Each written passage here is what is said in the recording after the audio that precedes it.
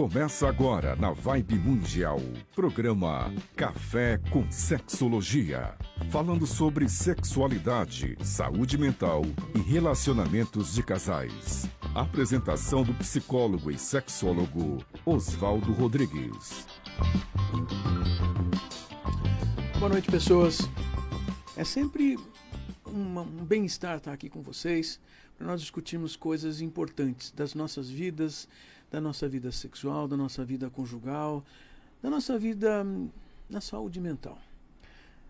Nesse domingo eu tenho uma convidada, uma psicóloga, e eu quero dar as boas-vindas à Daiane Torquato, que ela vai falar de um assunto muito interessante. Daiane, obrigado por estar aqui. Eu que agradeço pelo convite, Oswaldo. Mas é importante agradecer vocês, sempre estão aqui fazendo esforço para estar aqui com a gente.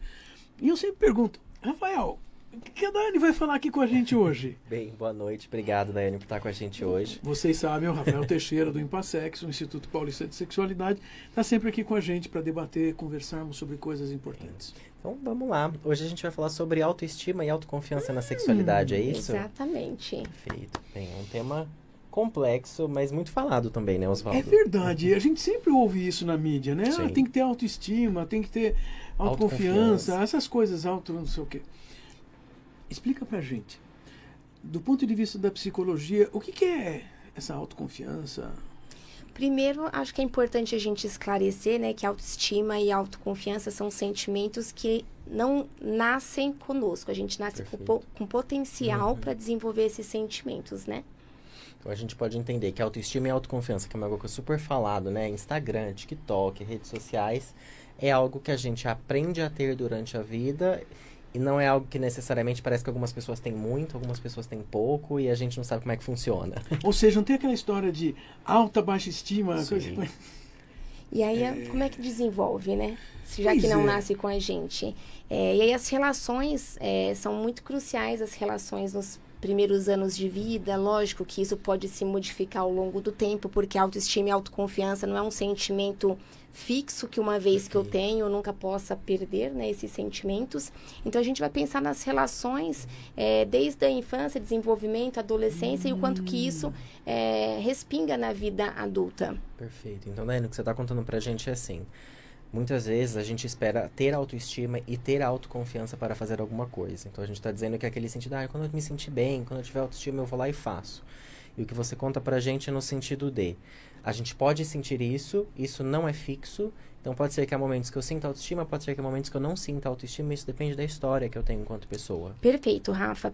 Depende da história, da relação do organismo daquela pessoa com o ambiente que ela está inserida. Não só o ambiente físico, mas as pessoas com quem ela se relaciona. Quer dizer, num casal, a outra pessoa é esse ambiente. Então, nós temos uma autoestima, uma autoconfiança na dependência desse relacionamento. Que, como o Rafael falou, muda ao longo do tempo. Muda ao longo dos meses, muda ao longo dos anos.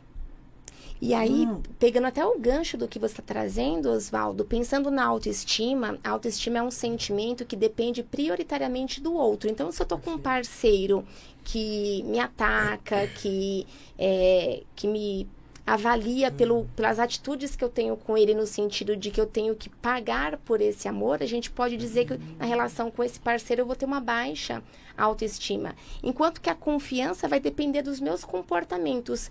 Que comportamentos que eu tenho que eu consigo alcançar êxito? Nossa, Daiane, você conta uma coisa pra gente que, pelo menos ao meu ver, é muito importante, que é no sentido de... A gente nasce, né, aprende que a autoestima seria algo que é meu. Mas o que você conta pra gente é, a minha autoestima depende das relações que eu estabeleço. Então, pode ser que a depender das relações que eu tenho, eu posso ter mais autoestima ou menos autoestima. Ela pode estar mais, vamos chamar assim, de forte, né? Então, se eu aprendi na relação, por exemplo, com o meu pai, que para eu ganhar um abraço, eu tenho que ter tirado nota 10... Então, ele não me ama incondicionalmente. Então, eu dependo de entregar algo para o meu pai para eu ser amada por ele. Mas, indiferente se eu tirei 9, 10, 8, 5, 0, esse pai me abraça e diz, depois a gente vê onde você errou para a gente conseguir superar essa nota. Eu entendo que eu sou amada indiferente ao resultado que eu produzo. E aí eu desenvolvo autoestima na relação com esse pai, né?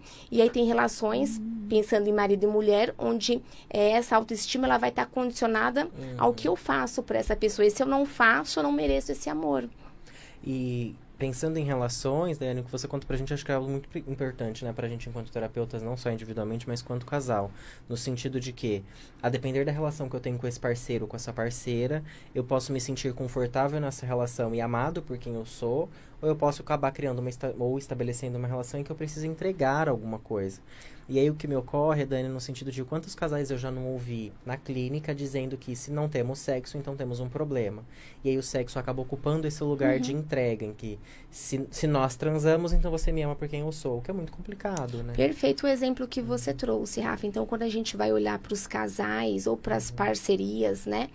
Quando isso acontece, eu me sentir amado depende de eu entregar algo que o outro quer, mesmo que eu não me sinta confortável naquele dia por algum motivo. E aí, nessa relação com essa pessoa, a minha autoestima pode ser muito baixa. E aí eu fico pensando assim, Dani, no sentido de o quanto não seria importante, então, por exemplo, se eu não me sinto bem para uma relação sexual, eu poder dizer isso pro meu parceiro ou parceira, e essa pessoa me acolher na minha necessidade daquele momento, e o quanto isso não é importante para minha autoestima de eu sou respeitado naquilo que eu preciso e eu posso verbalizar aquilo que é importante para mim. Perfeito. Aí você pegou outro ponto que quando chega no consultório, a gente vai conversando com o terapeutizando e muitas vezes a gente percebe que pode haver, inclusive, uma falha do paciente de não conseguir verbalizar isso para o parceiro. Então, primeiro a gente verifica, Oswaldo, se o paciente ele conseguiu tentar falar.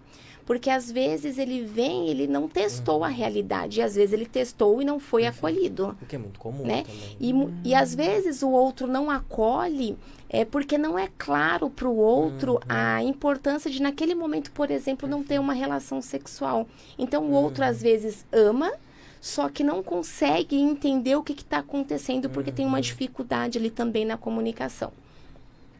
Você está usando a ideia da comunicação como extremamente importante para estabelecer essa condição de autopercepção, porque nós dependemos da outra pessoa, mas nós dependemos da outra pessoa através de uma comunicação muito bem organizada, para que também não seja uma comunicação hostil, que não seja percebida como um deixar, uma agressão.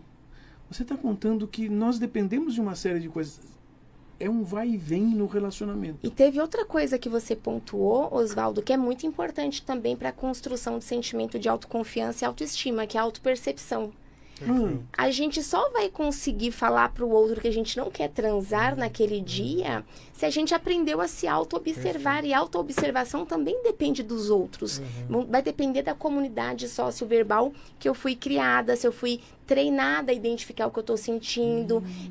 E se eu não fui treinada a me observar, observar o ambiente, observar o outro, pode ser que eu não consiga comunicar, porque isso não foi treinado. Essa autopercepção de mim, de você e do ambiente. Então, nós precisamos treinar. Quer dizer, a gente não nasce com autoestima positiva, boa, o que quer que seja.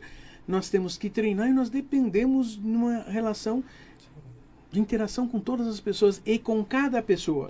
Que você falou com o pai, com parcerias, com irmãos, com amigos, com ambientes sociais variados. Quer dizer, em cada relacionamento existe algum tipo de limitação. É que nós sempre achamos que tudo isso é natural. É humanamente natural, ou seja, é transformado e transformável o tempo todo. Quer dizer que alguém que tem uma autoestima positiva, adequada, porque se for demais, dá problema também. Então, quando é que é demais? Porque assim, eu já estou pressupondo então que existe uma autoestima que é... Pode ser prejudicial, né? A gente pode pensar em pessoas que no senso comum a gente vai chamar de muito egoístas. Então elas se amam num nível tão extremo que ela não consegue também respeitar o espaço do outro, né? Então é tudo pra mim porque eu mereço. Não que aquela pessoa não mereça, mas quando ela invade o espaço do outro, a gente já percebe que essa autoestima aí tá...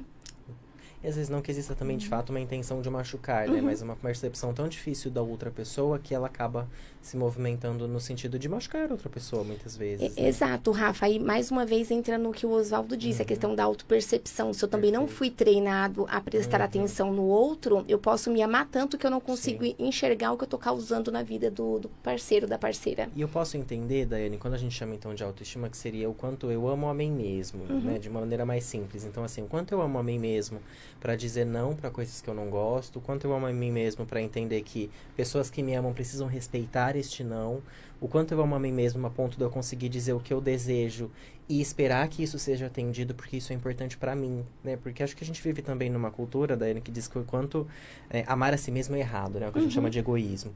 Mas o quanto isso não é importante para entender aquilo que eu preciso e aquilo que eu preciso numa relação saudável, né? Para que muitas conseguir pôr vezes... limites, né? Perfeito. E é isso que você está trazendo, Rafa, da importância da gente se amar. A gente só aprende a se amar se a gente conseguiu ter uma comunidade que nos ensinasse o que é um amor saudável. Que eu acho que foi esse exemplo que você disse, né? Se um pai acolhe uma nota baixa, é um pai que está dizendo, eu amo você, e você precisa amar você, mesmo que você tenha tirado uma nota baixa, que pode ser porque eu errei, porque eu não estudei, porque eu não soube.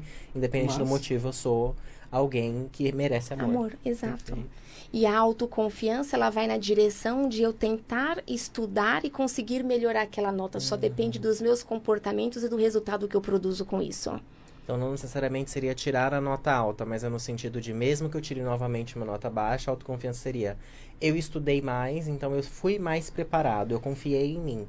Pode não ter dado certo, mas eu entendi que eu fui capaz, né? Acho que foi nesse sentido. Quando você traz o estudar e a sensação de que o indivíduo aprendeu, ele está entrando em contato com as consequências da atitude dele de estudar, né? Se a gente aplicar isso na sexualidade, pode parecer até complicado para vocês que estão ouvindo, mas essa é uma das coisas que nós usamos bastante no consultório, porque alguém que não tem uma autoconfiança, então está contando exatamente que percebe que não se sente capaz de fazer alguma coisa. Essa autopercepção de não capacidade, primeiro já bloqueia, porque afinal de contas a pessoa já está dizendo que não adianta ela tentar, porque não vou tentar. Que é uma frase que nós ouvimos muito no consultório, né? Com pessoas com queixas sexuais. Para que eu vou tentar se não vai dar certo? Porém, não é uma questão de tentar, mas é uma questão de agir em prol de uma ação que possa nos ensinar qual é o mecanismo que dá certo. Então, tentar é errado, porque já denomina, a pessoa já está denominando só uma tentativa. Ela já está discutindo com ela como, não vai dar certo mesmo. Ela não vai se empenhar em desenvolver aqui, não vai ter um reconhecimento das situações, das causas, das consequências. Ela já pressupõe uma consequência negativa. Autoconfiança sexual soa para mim que ela é baseada na realidade existente, passada, mas ela é mais do que isso. Ela é baseada na nossa percepção de poder repetir alguma coisa. Eu disse alguma coisa, não 100%, nem tudo, nem todas as variações, mas eu posso ter a condição de experimentar algumas coisas e aí eu tenho o ganho sexual, a consequência positiva. Quero lembrar para vocês que muitas vezes a questão sexual ela tem um comprometimento importante na vida humana. A maior parte das pessoas simplesmente se acostuma a ter um padrão de comportamento sexual e acredita que aquele é o comportamento natural, normal, e não tem alternativas possíveis. Se aquela forma não funciona naquele dia, naquela noite, tudo acaba. E uma das coisas que nós aprendemos na psicologia é que quanto mais alternativas, mais repertórios, mais comportamentos, mais variações nós tivermos, uma maior a probabilidade de alguma delas dar certo, né? Porque aí naquela hora, aquela porta não abriu, eu abro a porta do lado. E isso tem a ver com sexo.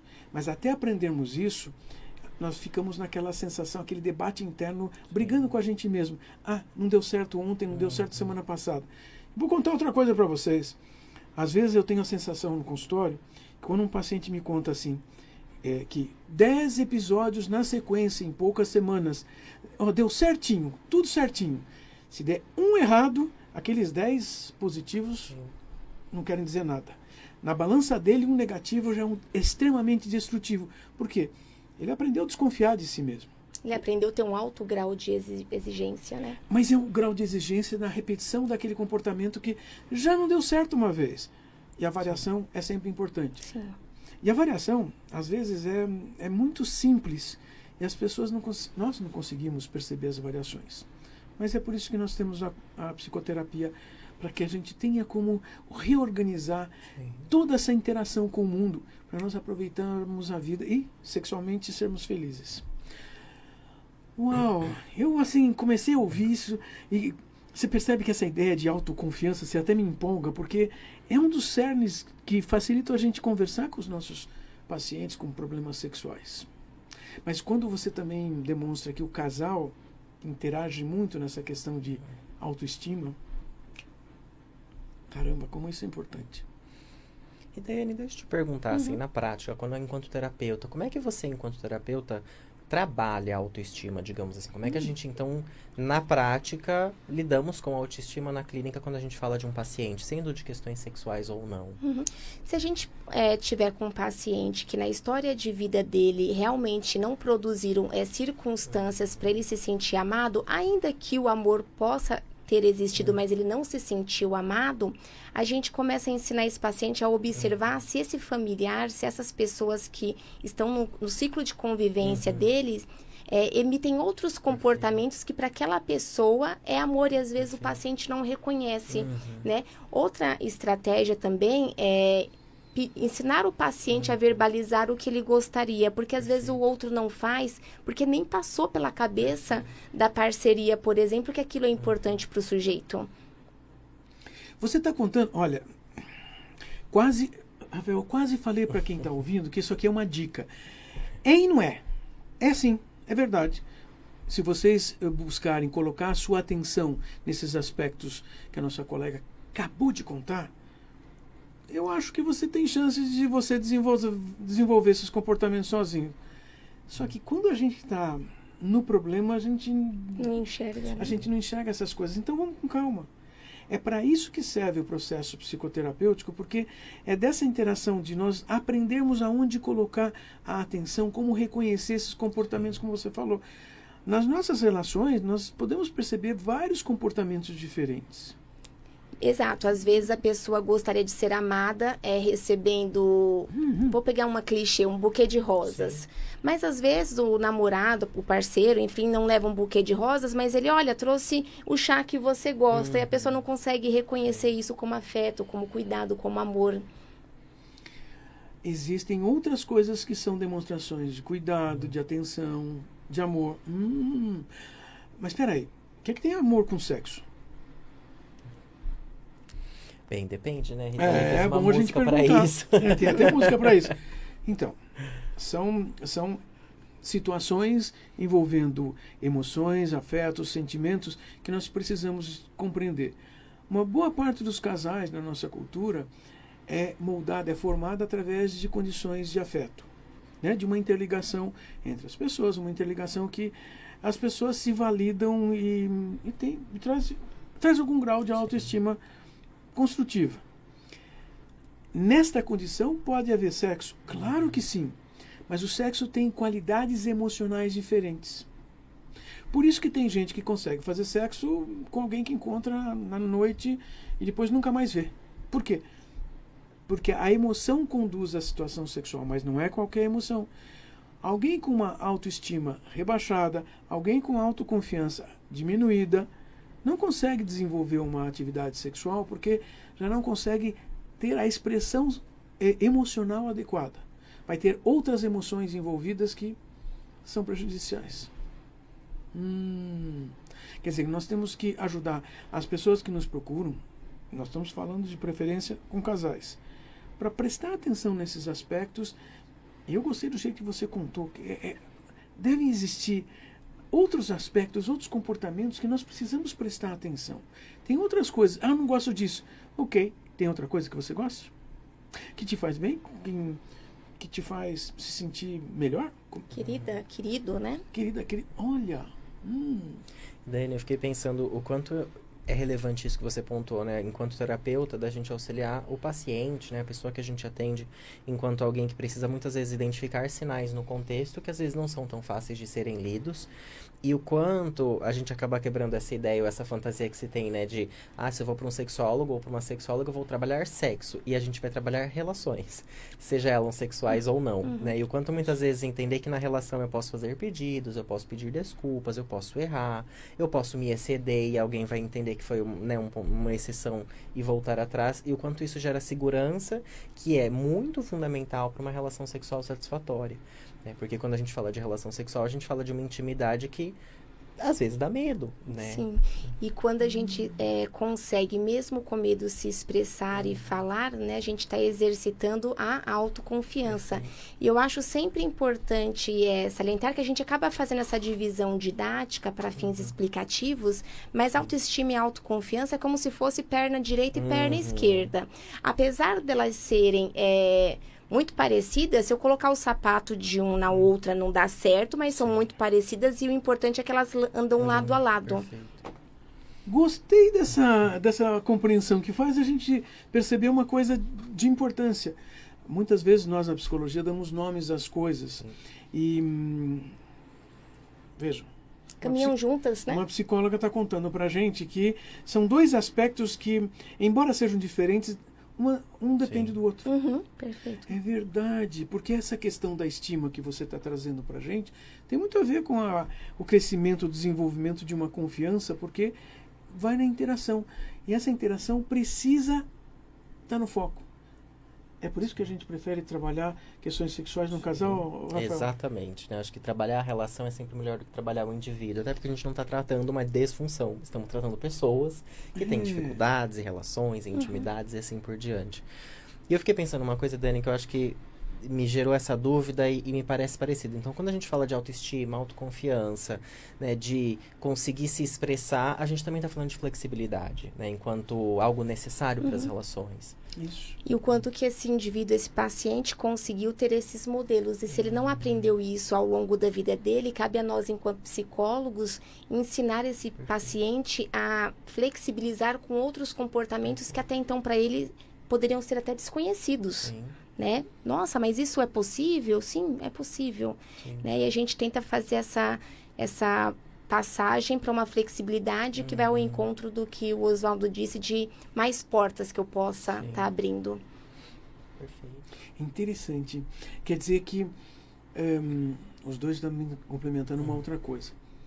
O Rafael usou um argumento que nós recebemos uma pessoa com uma queixa de uma disfunção. E nós percebemos que essa disfunção, essa queixa, essa dificuldade, ela existe num relacionamento.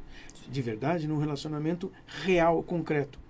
Ah, mas eu nunca tive uma parceria sexual e eu tenho medo de falhar. Pois é. Nós precisamos desenvolver habilidades no relacionamento, inclusive para superar problemas sexuais. Porque, afinal de contas, nós precisamos de outra pessoa para desenvolver uma atividade a dois. A pelo menos dois.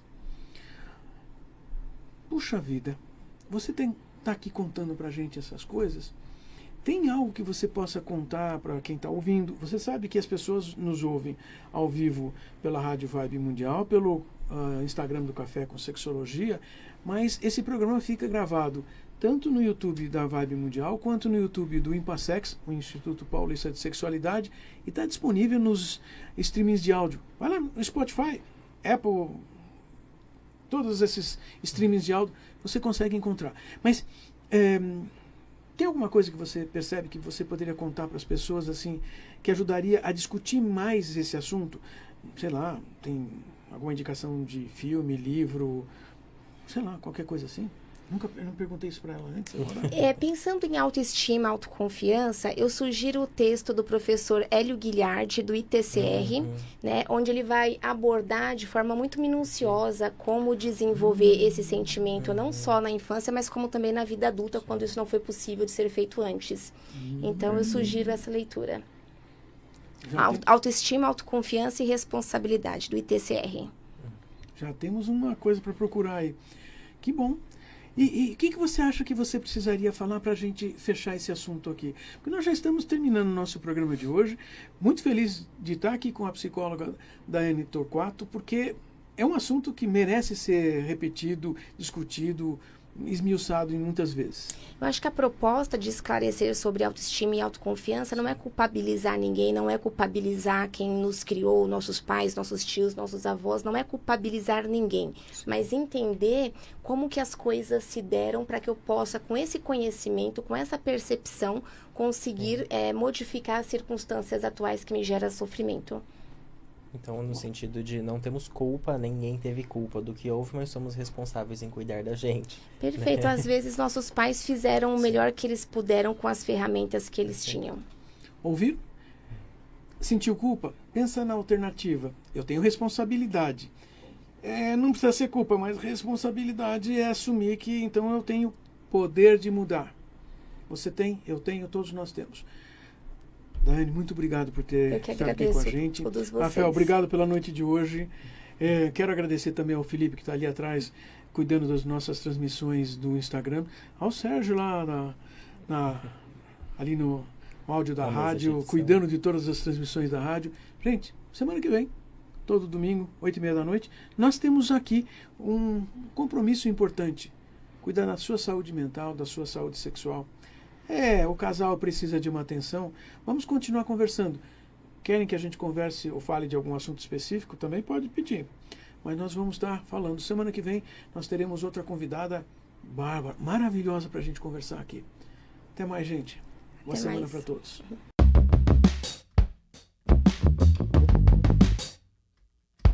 Você ouviu o programa Café com Sexologia com o psicólogo e sexólogo Oswaldo Rodrigues. Todos os domingos, ao vivo, às 8h30 da noite.